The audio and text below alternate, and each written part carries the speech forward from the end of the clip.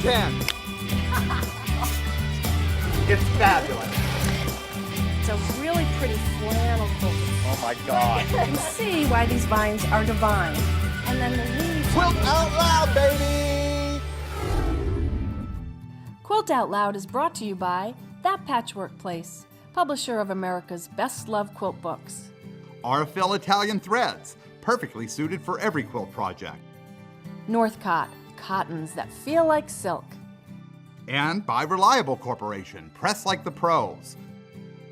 Guidelines for quilting. Prepare for perfect piecing.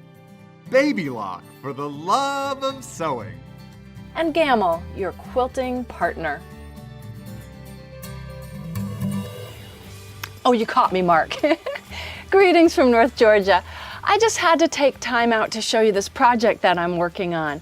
I've moved into this really cool house, as I told you up front in the show, and I'm living in it, camping out while it's undergoing renovation. So I'm just itching to do something creative, well, other than choosing tile and designing the cabinets and stuff, but sewing-wise. And I have none of my stuff or anything.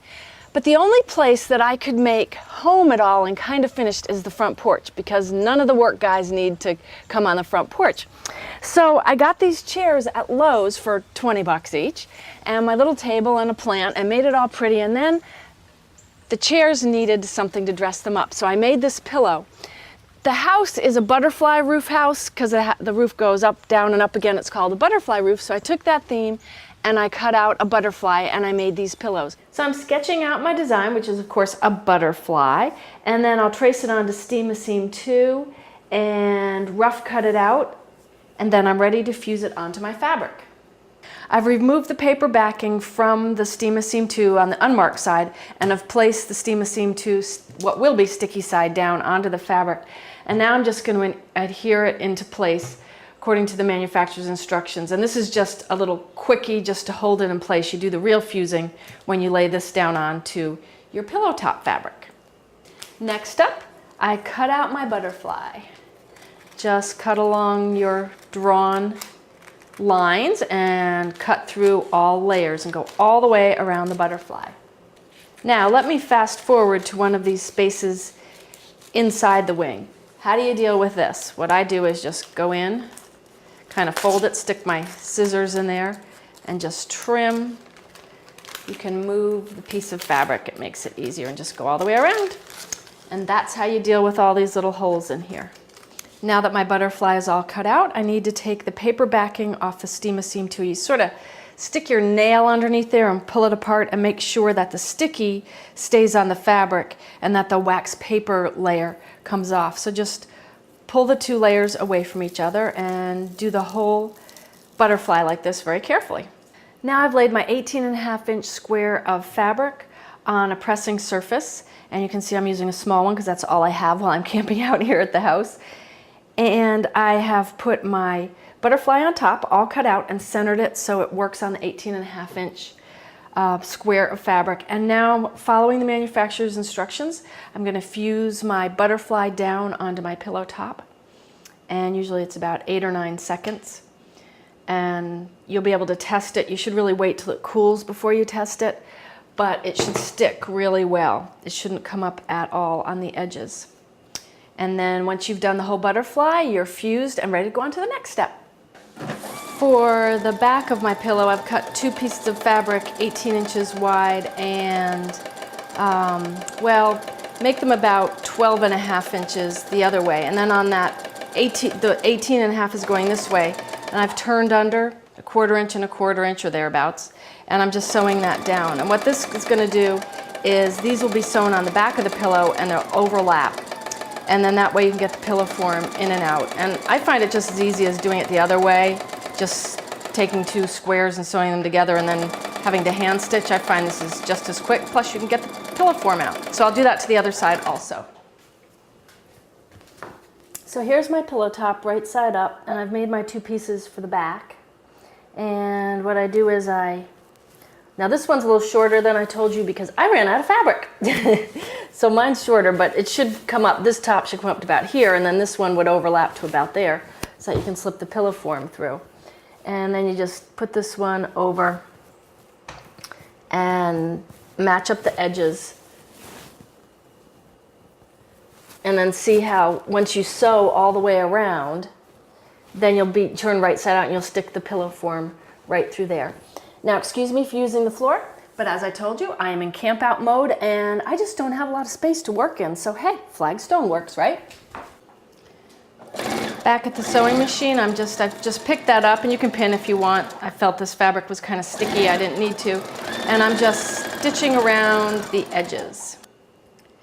Now as I come to the corner, I'm gonna just go around and sort of make that rounded off, because the pillow form you always get those sort of ears because the pillow form doesn't always fit the pillow.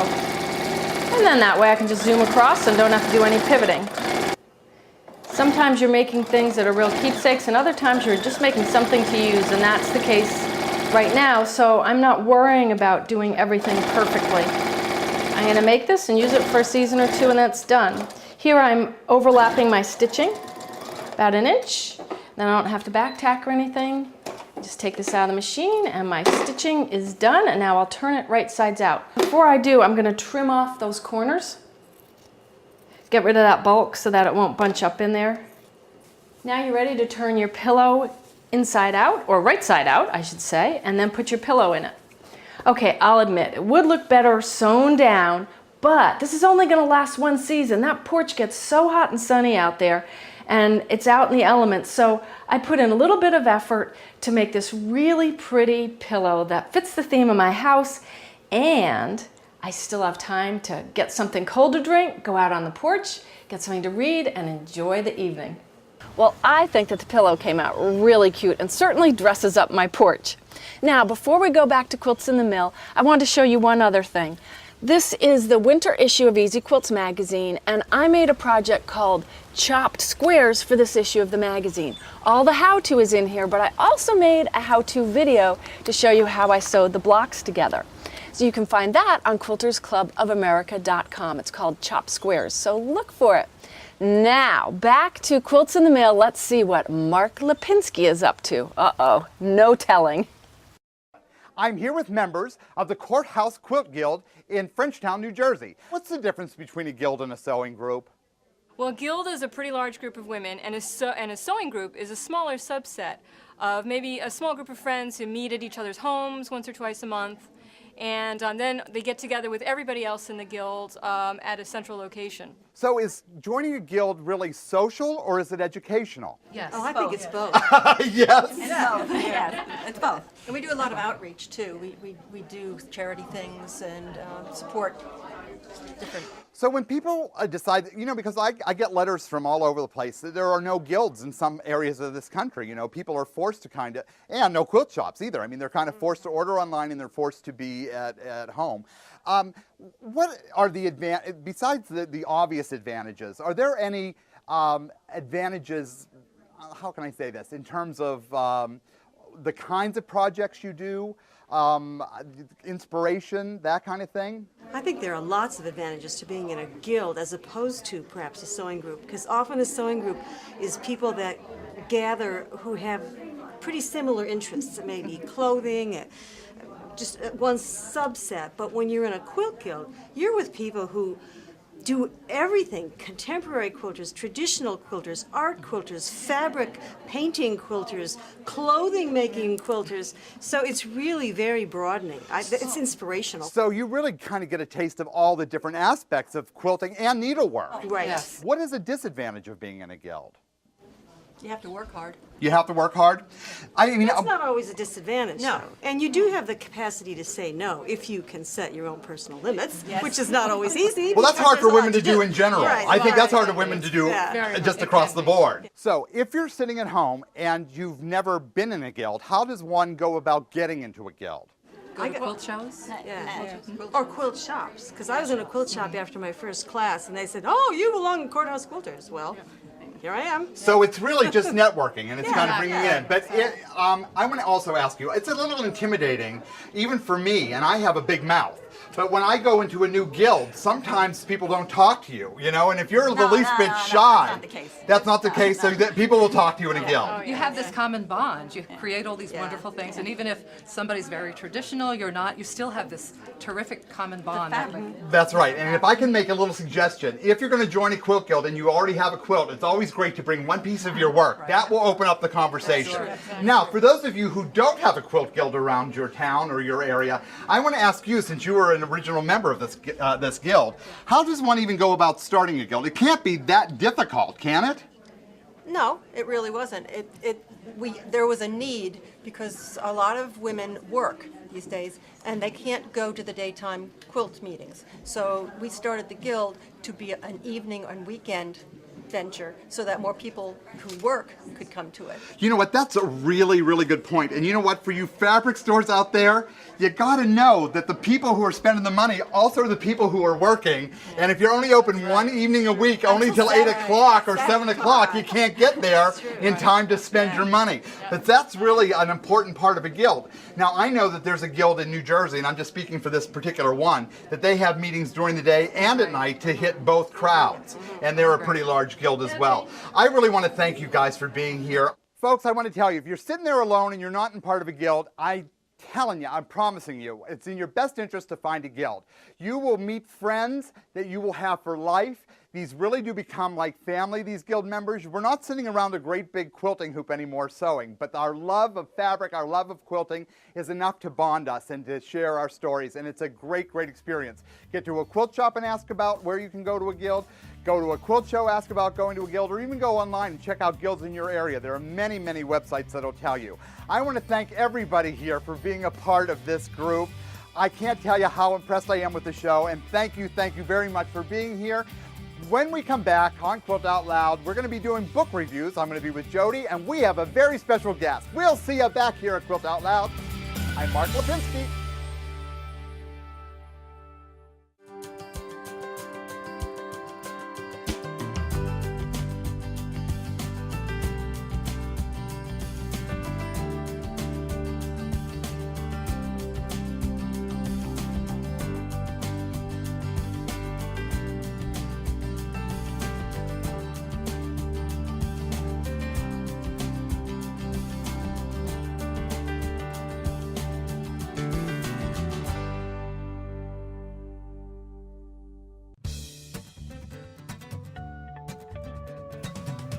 Finish size quilting is a new no math, no guesswork method for making traditional blocks using finish size measurements.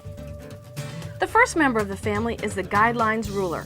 Set the movable fabric guide to the width you wish to cut, slide the ruler over your fabric, and it butts up and aligns the ruler to the raw edge for a perfect cut every time. Make any block you wish, knowing only the finished size using the guideline seam allowance additions. Snap on S, H, or Q seam allowance additions to your guidelines ruler and never worry about remembering fractions again.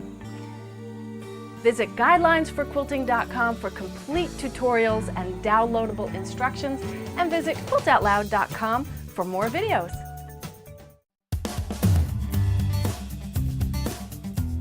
We've moved over to the flour mill at Prowlsville Mill, and what's going on here, all these pillowcases behind us are the Conquer, how is it going? Conquer, C-O-N-K-E-R-R, and they're pillowcases that are made for children with cancer. It's a charity. It is. And so quilters all over the country actually, but it started in like Philadelphia area, I believe.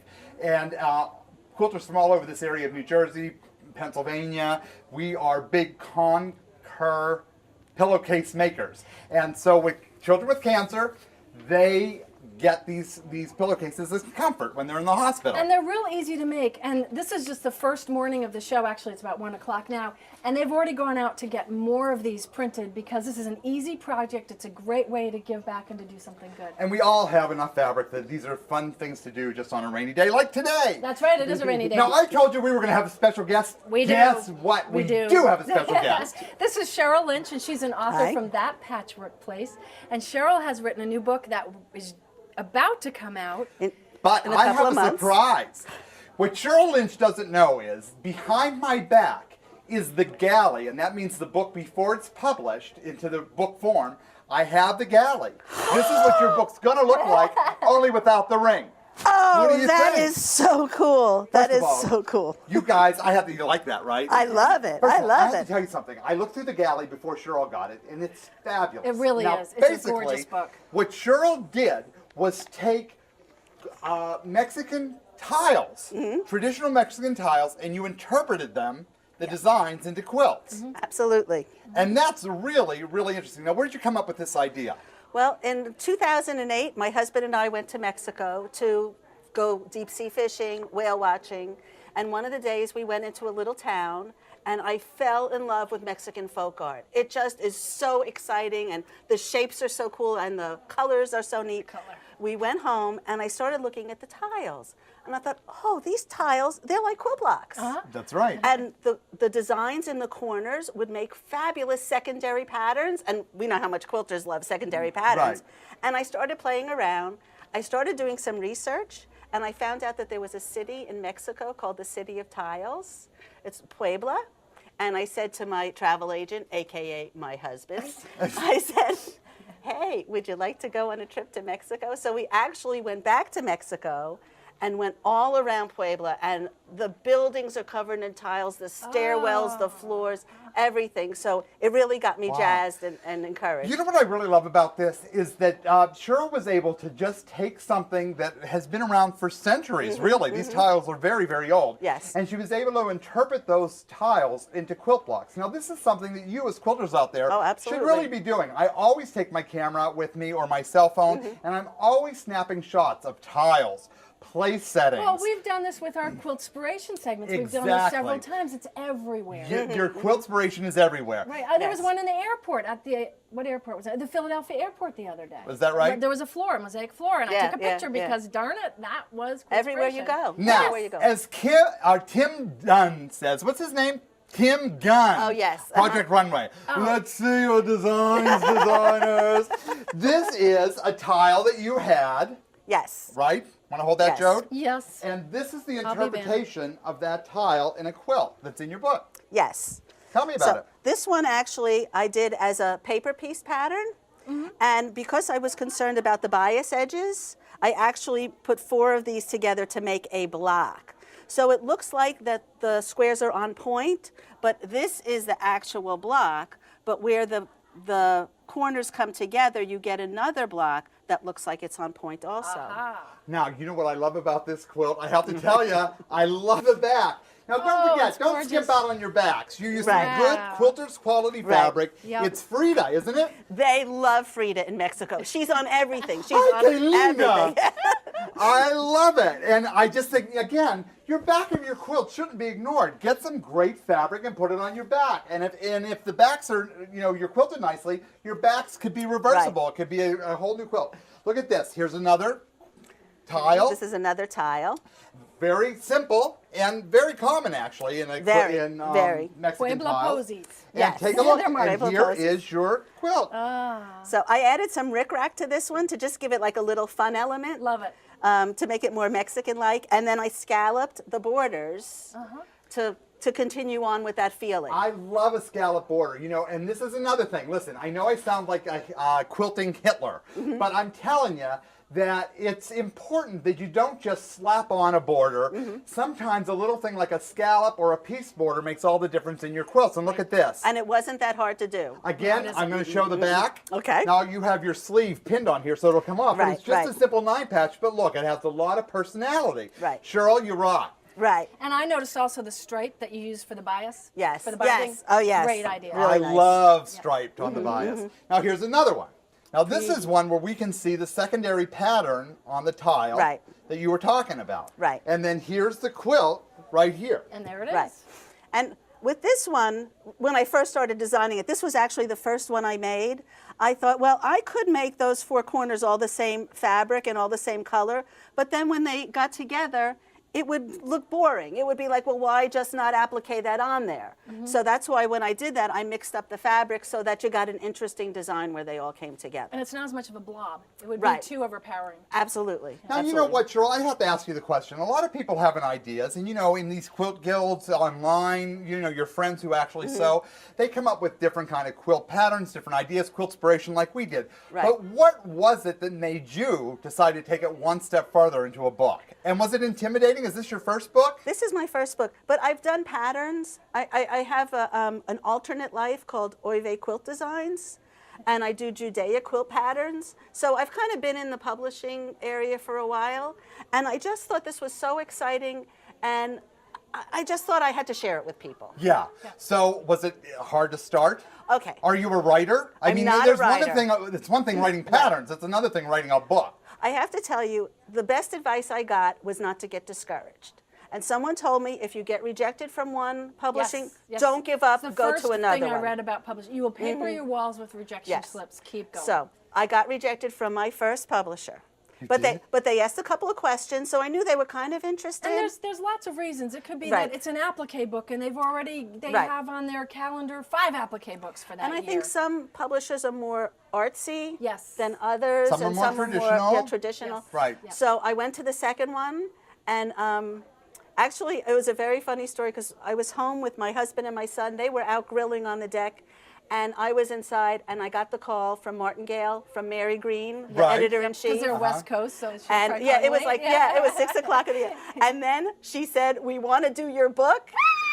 And I ran outside and did the happy dance and was dancing all over the deck. My neighbors probably thought I was crazy. But Can we show a couple of more of your quilts before we Sure, say goodbye? sure. Take a look at this. this is the same The quilt. same quilt, it's a but different, a different colorway. And you know what I love about that? I love how a different color fabrics Mm-hmm. will give you a completely different feeling Absolutely. for a quilt. Uh-huh. I mean, it's just amazing. You can go from very frivolous and fun and girly to very Right. masculine or very sophisticated. And Right. then if you change your fabrics from cotton to silk, you have another whole look. Absolutely, absolutely. Yeah, I Uh-huh. think that's And terrific. what also is great is you had some help with some of these quilts in the book, I didn't you? I did. You know what? You talked about how guilds are, you make good friends. All of my best friends now are from my quilt guild. That's how I feel. This is a case in point. This is one of the patterns that I designed. I don't happen to have the tile, and I made it into placemats. Right.